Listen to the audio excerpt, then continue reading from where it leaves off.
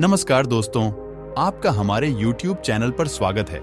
अगर आपको लगता है कि आपकी जिंदगी में कुछ अच्छा नहीं हो रहा, अगर आप अपने जीवन में सफल होना चाहते हैं, तो यह कहानी पूरी सुने। एक बार गौतम बुद्ध अपने शिष्यों को प्रवचन दे रहे थे। तभी एक शिष्य ने पूछा, बुद्ध, क्या हम किसी के मन के विचारों को पढ़ सकते हैं? बुद्ध मुस्कुराए और बोले, अवश्य पढ़ सकते हैं।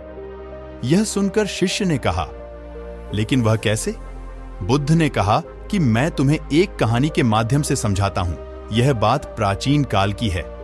एक ऋषि थे जिनका नाम था कौशिक, जो बाद में भारत में बहुत प्रसिद्ध हुए। बात उन दिनों की है जब वे एक युवा सन्यासी थे।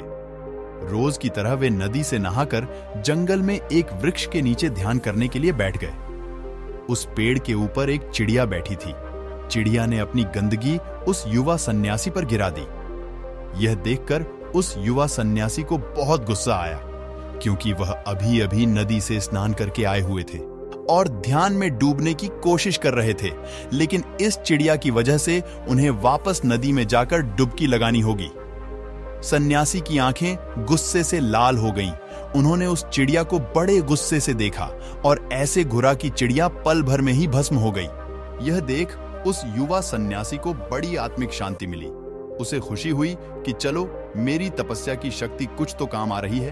उन्होंने दोबारा नदी में स्नान किया और अपनी साधना करने के लिए बैठ गए। दोपहर होने पर वह जंगल के पास वाले गांव में भिक्षा मांगने के लिए निकल पड़े। वहां एक घर के बाहर खड़े होकर उन्होंने आवाज लगाई। तभी अंदर से एक महिला की आवाज आई, थोड़ा इंतजार करो, मैं आती हूं। यह सुनकर उस युवा सन्यासी को फिर गुस्सा आ गया, क्योंकि आज सुबह ही एक परेशान करने वाली चिड़िया को उन्होंने जलाकर राख कर दिया था। इस घटना ने उनके घमंड को हवा दे दी थी। उन्होंने और जोर से चिल्लाकर कहा, भिक्षामदेही, अंदर से। फिर उसी महिला की आवाज आई और बोली, कहा ना, थोड़ी देर इंतजार करो। यह सुनकर युवा सन्यासी और गुस्से से भर गए और उन्होंने और जोर से आवाज लगाई, भिक्षामदेही।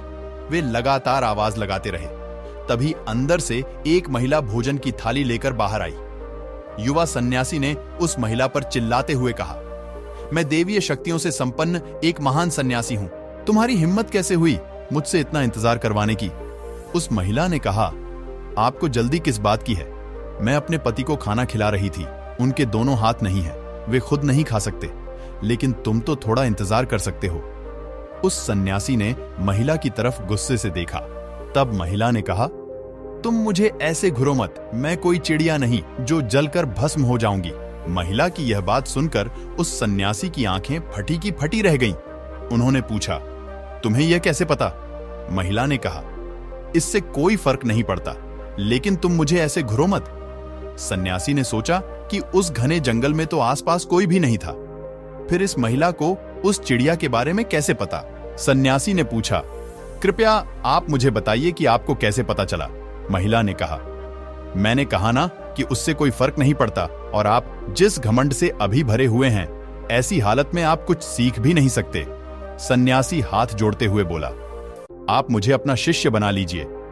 महिला ने कहा, मैं एक गृहिणी हूं, मैं किसी को अपना शिष्य नहीं बना सकती, लेकिन मैं आपको अपने गुरु का पता जरूर बता सकती हूं। आप उनके शिष्य बन सकते हैं। महिला ने उस युवा सन्यासी को अपने गुरु का पता बताया। उसे पते के अनुसार वह युवा सन्यासी खोजते खोजते एक नगर में जा पहुंचा। थोड़ी देर बाद वह उस नगर की एक कसाई गली में जा पहुंचा। सन्यासी ने देखा कि चारों तरफ मांस के टुकड़े लटके हुए हैं। उसने सोचा, शायद मैं गलत पते पर आ गया हूं, लेकिन पता एकदम सही था। वह सन्यासी एक ब्राह्मण था। उसका कसाईयों की गली में देखा जाना भी पाप था। उसने सोचा, मैं किसी कसाई को अपना गुरु नहीं बना सकता, लेकिन फिर भी वह आगे बढ़ा। उसने लोगों से पता पूछा तो लोगों ने इशारों में बताया कि वह सामने की दुकान में रहता है। युवा सन्यासी वहां गया। वहां जाकर उसने देखा कि वह एक ऐसा इंसान था जिसके शरीर पर खून ही खून लगा हुआ था। उसके चारों ओर मांस के टुकड़े टंगे हुए थे। वह बड़े ध्यान से मांस को काटने में लगा हुआ था। सन्यासी वहां खड़ा खड़ा सोचने लगा कि मैं एक ब्राह्मण हूं, यह कसाई भला मुझे क्या सिखाएगा, और चाहे जो भी हो, मैं भला एक कसाई का शिष्य तो नहीं बन सकता। वह लौट कर जाने लगा। तभी उस इंसान ने उन्हें उनके नाम से पुकारा और कहा, महात्मन कौशिक, आपको उस स्त्री ने मेरे पास भेजा है ना?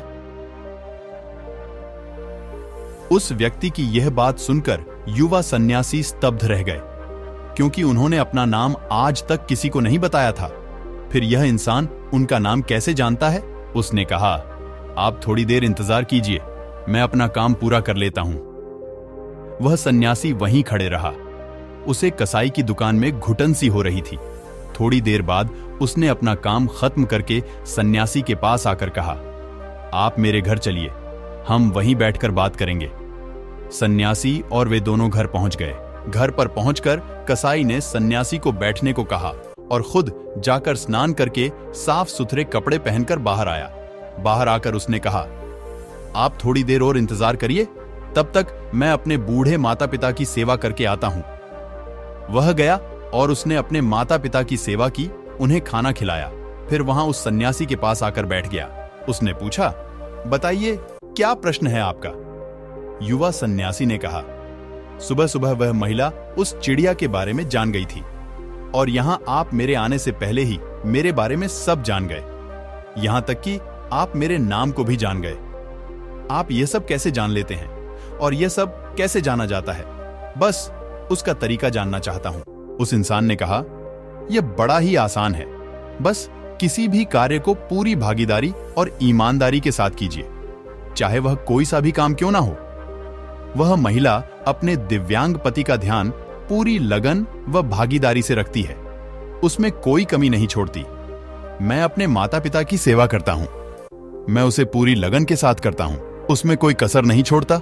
मैंने कसाई बनना चुना ताकि मैं जानवरों को कम से कम कष्ट देकर मार सकूं।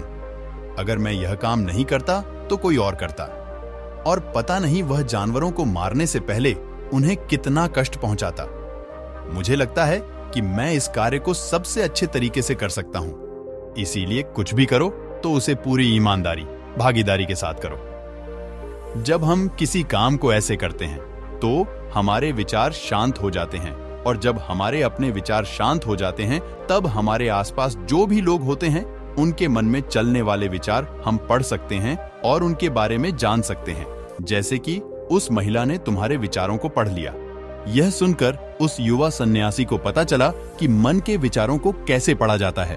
दोस्तों, यह कहानी हमें सिखाती है कि किसी भी काम को करो तो उसे पूरी मेहनत और लगन से करो, और किसी भी काम से अपनी पहचान जोड़े बिना, जैसे कि उस इंसान ने कसाई का काम पूरी करुणा से किया, बिना उस काम के साथ जुड़े। जब हम किसी काम को खुद से जोड़कर नहीं देखते, तब तक हम सही से उससे प्रेम करते हैं। अतः इस कहानी के सार के रूप में कहा जाए तो जो भी काम करो उसे ध्यान से पूरी लगन के साथ करो, तभी जीवन में कुछ अच्छा हासिल कर पाओगे और आगे बढ़ पाओगे। दोस्तों, आपको यह कहानी अच्छी लगी हो तो चैनल को सब्सक्राइब करना ना भूलें और कमेंट में लिखें कि आपने कहानी से क्या सीखा।